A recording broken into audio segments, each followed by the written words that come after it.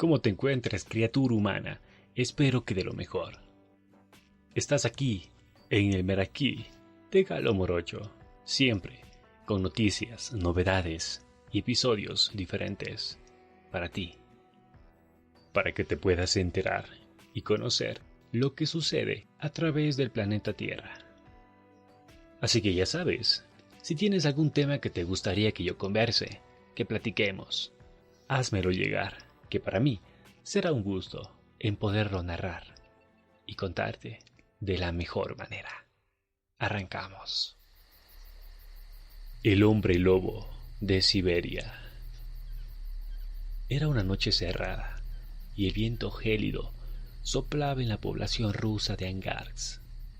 Una chica llamada Svetlana regresaba andando a casa tras pasar la tarde en casa de un amigo, cuando un coche patrulla paró a su lado. El oficial bajó la ventanilla y al verla tiritar de frío, se ofreció a llevarla. La joven de 17 años aceptó de buen agrado y se subió al vehículo. Lo siguiente que recordó la adolescente fue que el policía golpeaba repetidamente la cabeza de la chica contra un árbol, tras violarla y tratarla de matar. Svetlana finalmente sobrevivió al ataque del conocido como el hombre lobo de Siberia. Mikhail Popkov nació el 7 de marzo de 1964 en Angarsk, Rusia.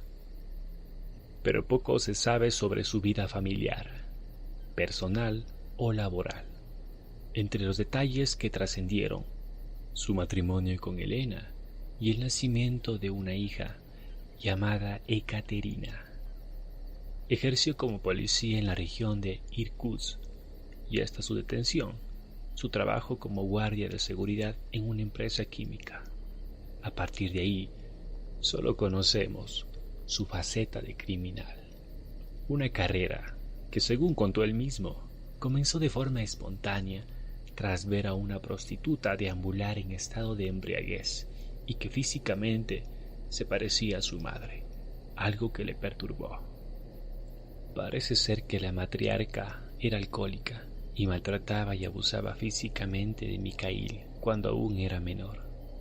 Aquellos dolorosos momentos llevaron al entonces policía a tratar de eliminar dichos recuerdos, ejerciendo la violencia contra las mujeres. Una misoginia que se saldó con más de 80 asesinatos entre los años 1992 y 2000. El lugar elegido para sus crímenes, Angarsk, una pequeña ciudad de Siberia con unos 250.000 habitantes, que sufrió el terror de unos femicidios que tardaron décadas en resolverse. Las mujeres no salían de casa por temor al bautizado como el hombre lobo. Y es que su modus operandi reflejaba la ferocidad de sus actos. La elección de sus víctimas no era al azar. Popkov seleccionaba mujeres corpulentas de entre 17 y 40 años, con una estatura de unos 50 y unos 70 y con evidentes signos de ebriedad.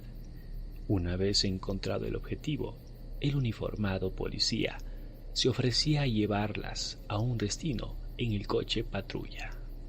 Ninguna de las mujeres sospechó jamás que bajo aquella apariencia de amabilidad se escondía un feroz asesino en serie. Una vez en el interior del coche, las golpeaba en la cabeza hasta dejarlas inconscientes y ponía rumbo a las afueras de la ciudad. Buscaba lugares apartados y solitarios, principalmente bosques. Una vez solos, las desnudaba y las atacaba con cualquier objeto punzante. Utilizó desde hachas, cuchillos, punzones o destornilladores, hasta garrotes, martillos, bates de béisbol o tacos de billar. Necesitaba hacerla sangrar. Era su modo de excitarse para después cometer salvajes agresiones sexuales. Una vez perpetradas las violaciones, Popkov terminaba con la vida de sus víctimas. A algunas las decapitó, a otras las estranguló o apuñaló. Incluso les extrajo determinados órganos como el corazón y llegó a practicar necrofilia con los cuerpos y fallecidos. Después, abandonaba los cadáveres en zonas boscosas, carreteras poco transitadas o cementerios. Aunque el asesino nunca siguió el mismo patrón para matar. Todos sus crímenes tenían algo en común: su sadismo. Este maniático, como también llegaron a denominarle en los medios de comunicación, fue uno de los hombres más buscados por las autoridades. Durante años se especuló sobre su identidad. Tal vez podría ser un camionero, ferroviario, sepulturero, pero al no dejar rastro alguno en las escenas de los crímenes, se barajó que podría estar ante un agente de la ley. Pero, ¿quién? Solo hubo 2 testigos que reconocieron a Popkov. La primera fue Svetlana Mizyavichus, quien la noche del ataque tenía 17 años. «Pensé que era seguro ir con un policía», explicó en una entrevista. La noche del 26 de enero de 1998 era especialmente helada en Angars. Tenía tanto frío de la cabeza a los pies que acepté y subí al coche patrulla. Lo siguiente que recordé fue que él golpeaba repetidamente mi cabeza contra un árbol. Estaba completamente desnuda, temblando, y vi en sus ojos que quería violarme. Sin embargo, él estaba mudo, no respondía a nada antes de agredirme. En un momento dado, Svetlana logró zafarse y pedir ayuda a unos transeúntes, pero no quisieron socorrerla. Aquí fue cuando Popkov la alcanzó y se la llevó de nuevo. Lo siguiente que supe fue que me desperté en una morgue.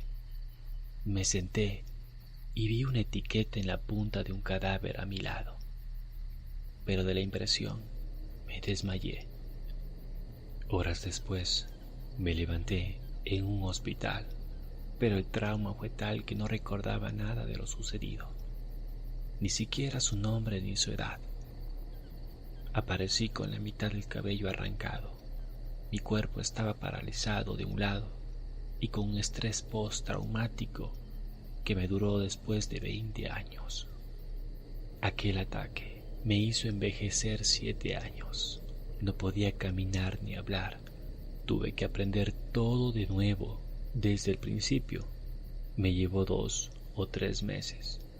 Tuve un tartamudeo y todavía lo tengo. Por las imágenes que se observa de Svetlana, podemos darnos cuenta cómo la vida la cambió.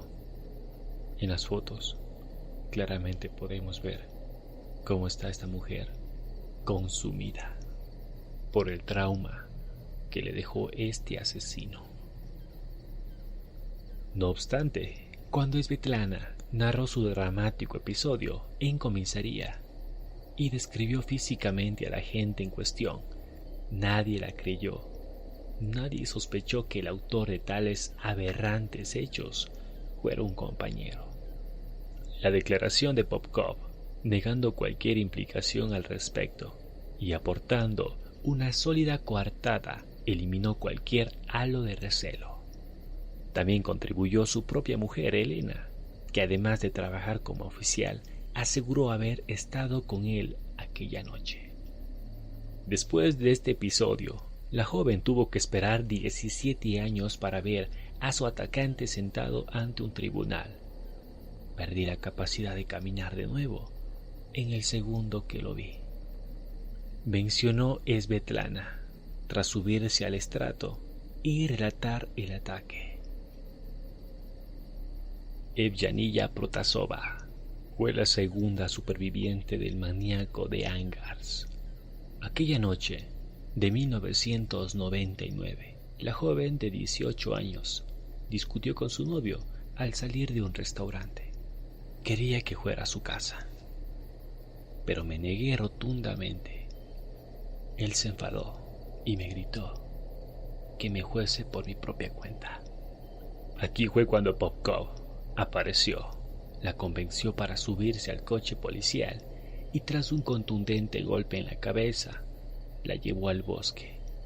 Al despertar, la sacó a rastras del pelo y continuó golpeándola fuertemente. Recuerdo claramente esa cara. Parecía una bestia y me asusté por completo. Pese a que yo tenía claro que él me iba a matar, no me rendí. Saqué fuerzas y logré escapar. Pero solo durante un momento. Él me atrapó de nuevo y prosiguió con el suplicio. Entonces todo se volvió negro, hasta que desperté en el hospital Irkutsk. Había sobrevivido milagrosamente. Los asaltos de Evyanilla y Svetlana no fueron los únicos que consumó el también denominado asesino del miércoles, por ser este día de la semana cuando se hallaron la mayoría de los cadáveres. Las autoridades actuaban desesperadas por descubrir al serial killer, mientras que éste se encargaba de desviar la atención, participando en las investigaciones. Durante años aparcaron las dos únicas pistas fiables que obtuvieron en las escenas de los crímenes: una muestra de ADN y las huellas de un neumático de un vehículo 4x4. Por no mencionar las declaraciones de las jóvenes supervivientes. Tras casi 2 décadas de atasco en las investigaciones, en el año 2012, uno de los investigadores propuso una nueva vía: cotejar el material genético del sospechoso con el de los policías activos y retirados. El banco de datos era de 3.500 personas, pero hubo una coincidencia. La segunda llegó cuando analizaron las marcas de todo terreno que dejaron cerca de los cadáveres. Estas pertenecían a un Jeep Niva, así que buscaron los vehículos registrados en la localidad de Angarsk por aquella época y se toparon con su dueño. Una vez más, todas las miradas apuntaban a Mikhail Popkov. Su detención se produjo el 23 de junio de 2012, cuando el sospechoso, que trabajaba como guardia de seguridad, fue despedido de la policía en 1998. Acudía a Vladivostok a comprarse un coche. Fue acusado de asesinar a 29 mujeres, aunque solo reconoció a 24. Durante su declaración, tanto en sede policial como judicial, Popkov dijo querer purgar a su ciudad de mujeres inmorales, a las que tenía que castigar. Solo mataba a mujeres de vida disipada, llegó a decir.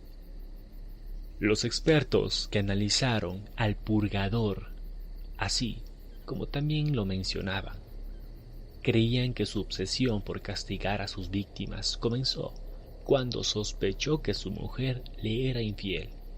Era su forma de vengarse, aunque se trataba de una teoría, porque el acusado jamás lo confirmó. Asimismo, la fiscalía dejó claro que el ex policía, además de estar en sus cabales en el momento de los asesinatos, tenía una atracción patológica hacia el asesinato, es decir, una necesidad patológica de matar a gente, que incluía aspectos sádicos. Parece ser que Popkov disfrutaba de sus actos, los veía como su razón de vivir, afirmó el criminólogo Yuri Antonyan, quien participó en la investigación.